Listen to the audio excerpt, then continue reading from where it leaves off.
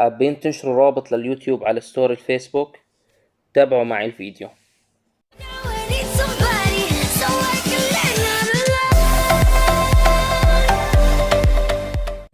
السلام عليكم، معكم المهندس أنس. راح نتعلم اليوم كيف ننشر رابط لليوتيوب على ستوري الفيسبوك. أولا راح نروح على جوجل كروم أو أي متصفح موجود عندكم.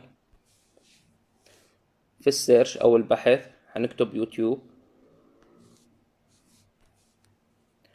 حيطلع لنا أول رابط لليوتيوب. بس في نقطة مهمة هون لازم تركزوا فيها، إذا ضغطنا على اليوتيوب حيودينا دايركت على تطبيق اليوتيوب الموجود عندنا في الجهاز، وهذا ما بدنا إياه.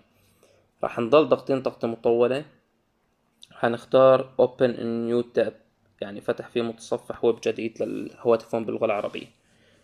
راح نروح عليها ونكبس على 3 نقط على اليمين ونختار ديسكتوب سايت، أو اللي هي حتكون مثل سطح المكتب.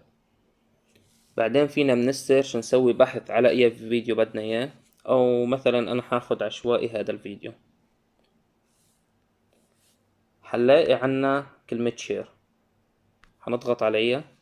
بعدين نختار شير للفيسبوك، حياخدنا على صفحة جديدة وحيطلب منا سجل الدخول على الفيسبوك تبعنا.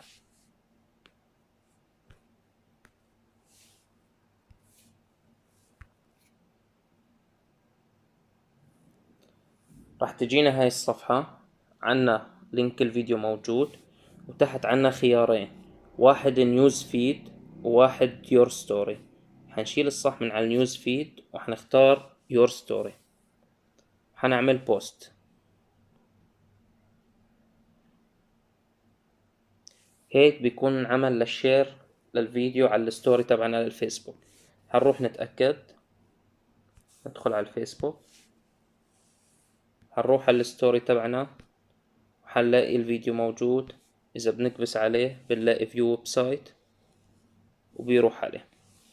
وهيك بيكون خلص فيديو لليوم، إن شاء الله تكونوا استفدتوا. وإذا عجبكم الفيديو لا تنسوا تعملوا لايك وشير وسبسكرايب. السلام عليكم.